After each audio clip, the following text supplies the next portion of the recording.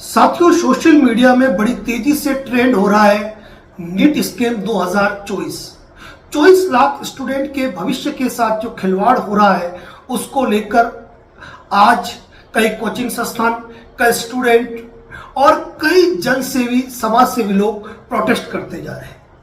कारण यह है कि एक बेस्ट डॉक्टर बनने के लिए कोई भी स्टूडेंट ये चाहता है कि देश के नामी चुनिंदा कॉलेजों में उनको एडमिशन मिले और उसके लिए होते हैं नीट एग्जाम। रात दिन अपनी आंखों में तेल डालकर पढ़ने वाले, तन मन और धन से समर्पण करने वाले वह स्टूडेंट जो एक बेहतर भविष्य को देखते हुए यह एग्जाम देते हैं तो देश से यह अपेक्षा करते हैं कि उनके साथ सब सही हो। ऐसी स्थिति में जब उनके भविष्य पर कुठाराघात होगा तो वह कहां से सहनीय होगा। साथियों, नीट स्कैम 2024 के कई फैक्ट्स को आपने सुना है, लेकिन आज हम बात कर रहे हैं उन स्टूडेंट के लिए कि उनके पास क्या लीगल ओपिनियन है, उनको क्या करना चाहिए, या जो लोग उनके लिए कुछ कर रहे हैं वह क्या कर रहे हैं। क्या उनको हाई कोर्ट से, सुप्रीम कोर्ट से राहत मिलेगी, और राहत मिलेगी तो उनका रुख क्या रहेगा। इससे पहले हम बात करना चाहेंगे आपके सामने कि कई बच्चे जो कि आत्महत्या कर चुके हैं, कई भयानक डिप्रेशन में चल रहे हैं कि अब आगे क्या होगा, आगे हमारा भविष्य क्या होगा। क्योंकि एक ही सेंटर से जहां 67 बच्चे टॉपर आ जाए और 720 में 720 अंक ले आए तो क्वेश्चन मार्क लगता है। क्वेश्चन मार्क लगता है जब कोई बच्चे 718 या 719 नंबर ले आए, क्योंकि उनकी जो मार्किंग पॉलिसी है जिसके साथ नेगेटिव मार्किंग काउंट है उसके अनुसार इस प्रकार के नंबर आने ही नहीं चाहिए। लेकिन इस मामले में पहले भी पेपर लीक का मामला उठा था, जहां एनटीए ने यानी कि नेशनल टेस्टिंग एजेंसी ने आरोपों को सिरे से नकार दिया था और उन्होंने जो मार्किंग की और 67 टॉपर आने के बारे में जो जवाब दिया वह था ग्रेस के आधार पर, लेकिन उसका कोई फार्मूला नहीं बताया गया। साथियों, बता दें ग्रेस क्या होता है। ग्रेस का मतलब होता है अनुग्रह, कृपा, कृपांक। यानी कि कोई व्यक्ति यदि किसी कारण से प्रभावित होता है तो उसको कृपांक दिए जाते हैं, लेकिन वो कृपांक क्या इतने ज्यादा हो सकते हैं कि वह 100, 150, 200 हो जाए और 720 नंबर उनके आ जाए और 67 टॉपर बन जाए, और वो भी केवल कहां पर, एक ही सेंटर से। उसके अलावा यदि आपने ग्रेस का फार्मूला उठाया और आपका कहना यह है कि हमने सुप्रीम कोर्ट की गाइडलाइन की पालना की है और उस फार्मूले के अनुसार दी है, तो सुप्रीम कोर्ट की जो गाइडलाइन थी उनका जो फार्मूला था वह ऑनलाइन एग्जाम के मैटर में था, लेकिन यह ऑफलाइन एग्जाम था। यह टाइम के बदले टाइम दिया जा सकता था, लेकिन टाइम के बदले ग्रेस अंक क्यों। और फार्मूला जब वो ऑनलाइन एग्जाम का था और वो नीट के बेस पे नहीं था तो इसको नीट पर कैसे अप्लाई किया गया। और आज की तारीख में जब 67 टॉपर हो गए और 718 या 719 नंबर आ गए, जो कि कुल मिलाकर उस मार्किंग पॉलिसी के अंतर्गत नहीं आते हैं, तो उन बच्चों का क्या जो 600 से 650 के बीच में नंबर लाए अपनी मेहनत के दम पे। यदि टाइम के बदले टाइम दिया जा सकता था, क्योंकि यह ऑफलाइन एग्जाम था, कोई फर्क उसका नहीं पड़ता। लेकिन ग्रेस का ऐसा कौन सा फार्मूला अपनाया गया जिसके फार्मूले पर 100, 150 और 200 नंबर का इजाफा होता है। कोटा के नितिन विजय जो संस्थापक है मोशन कोचिंग इंस्टीट्यूट के, इन्होंने इस मुद्दे को बखूबी रूप से उठाया।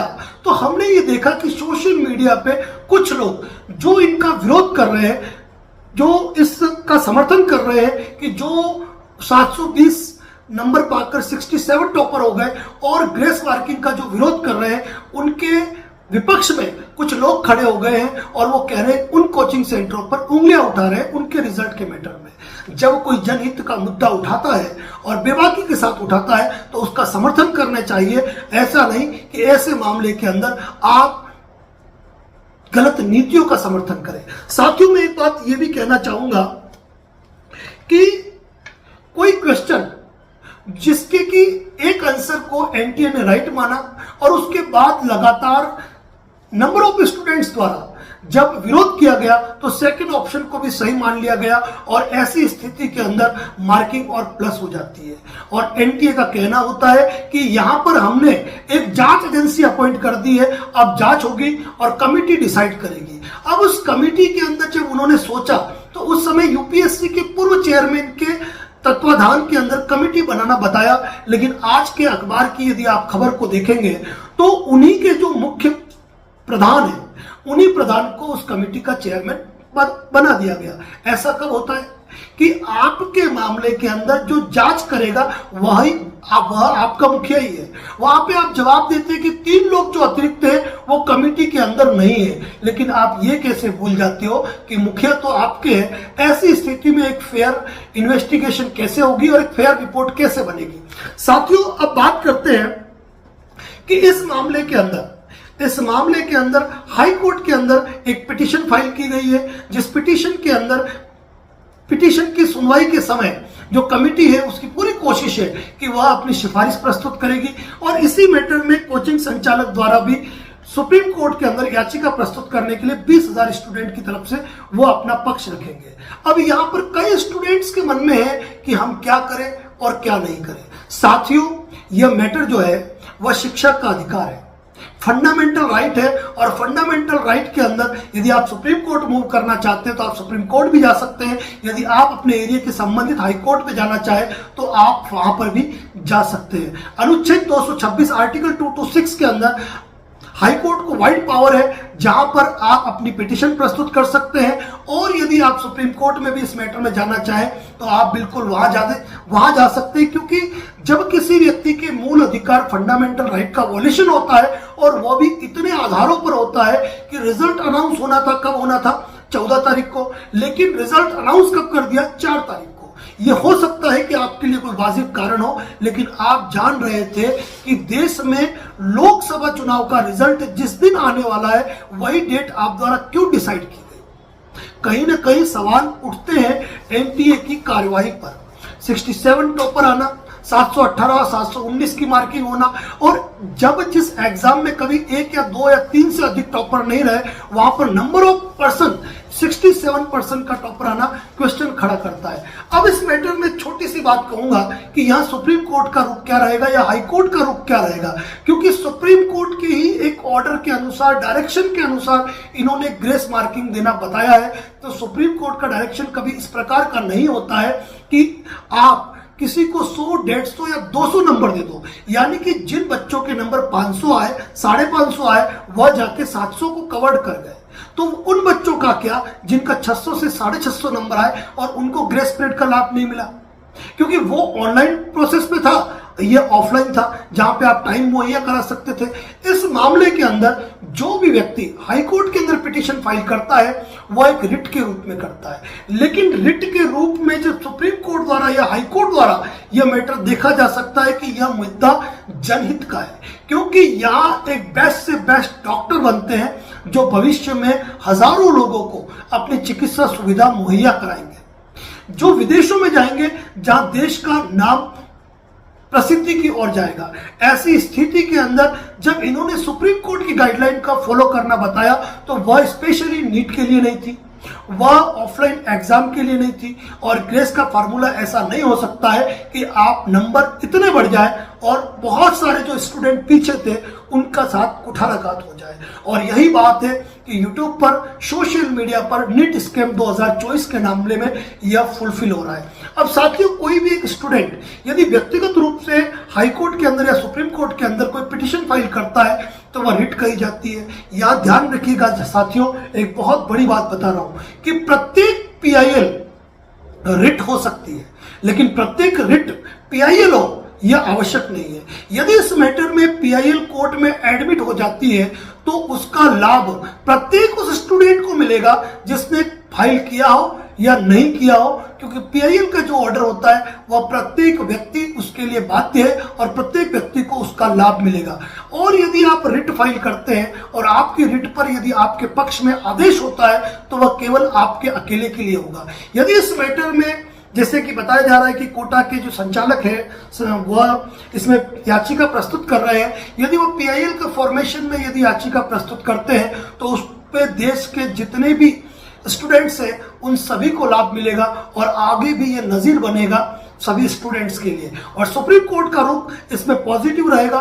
पीआईएल एडमिट होगी और इस मामले में क्या डिसीजन होगा, क्या उन 1500-1600 स्टूडेंट जो इससे प्रभावित हुए हैं केवल उनके लिए रिकंडक्ट एग्जाम होगा या फिर ग्रेस को खत्म किया जाएगा या ग्रेस के प्रावधान लागू चेंज किए जाएंगे, यह भविष्य में है जब इस संदर्भ में निर्णय होगा। लेकिन यहाँ पर स्टूडेंट को चुप नहीं रहना चाहिए। यहाँ पर कोई स्टूडेंट है और वह सुप्रीम कोर्ट में जा सकता है तो हाई कोर्ट के अंदर भी अपनी पिटीशन को प्रभावी तरीके से पेश कर सकता है। लेकिन यहाँ पर हमारा मानना है कि यदि कोचिंग संचालक द्वारा या फिर मैक्सिमम स्टूडेंट द्वारा यदि कोई पिटीशन प्रस्तुत की जाती है तो जितनी भी पिटीशन प्रस्तुत होगी वह सब क्लब हो जाएगी और उनकी सुनवाई एक तरीके से एक साथ में होगी और पीआईएल के मैटर में जो भी डिसीजन होगा वह सभी के लिए समान रूप से लागू होगा। वैसे एनटीए पर सवाल तो उठते हैं क्योंकि अखबार की जो आज की खबर है उस खबर में उन्होंने जो एनटीए की जांच सौंपी है वह अपने ही चेयरमैन को सौंपी है। भले ही कमेटी के 3 मेंबर उसमें शामिल न हो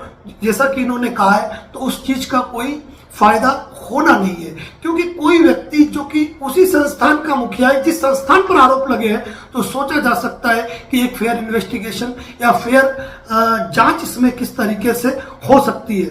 वैसे इस खबर को देखा जाए तो मैं आपको बता दूं, खबर पढ़ के सुनाता हूं। नेशनल टेस्टिंग एजेंसी एनटीए ने नीट परीक्षा में गड़बड़ी की जांच का जिम्मा अपनी ही गवर्निंग बॉडी के चेयरमैन प्रदीप कुमार जोशी को जांच पैनल का अध्यक्ष बनाया है।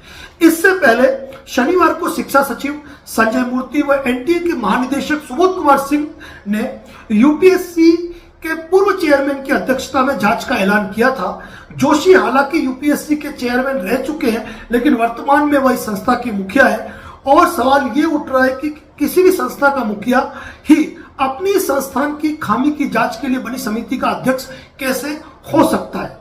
तो साथियों, अब यहां पर खबर में यह भी है कि सुप्रीम कोर्ट में याचिका आज कोटा करीब 20,000 स्टूडेंट्स की ओर से शिक्षाविद नितिन विजय दिल्ली पहुंचे हैं। सोमवार को सुप्रीम कोर्ट में यानी कि आज याचिका दायर की जाएगी। याचिका में नीट को दोबारा कंडक्ट करवाने के लिए या ग्रेसिंग मार्क को खत्म करने की मांग करेंगे और इसमें यह भी सवाल होगा कि सीसीटीवी या परीक्षा सेंटर में मौजूद कर्मियों के आधार पर कैसे स्टूडेंट की एक्यूरेसी निकाली जा सकती है। साथियों, सवाल उठते हैं सिस्टम पे।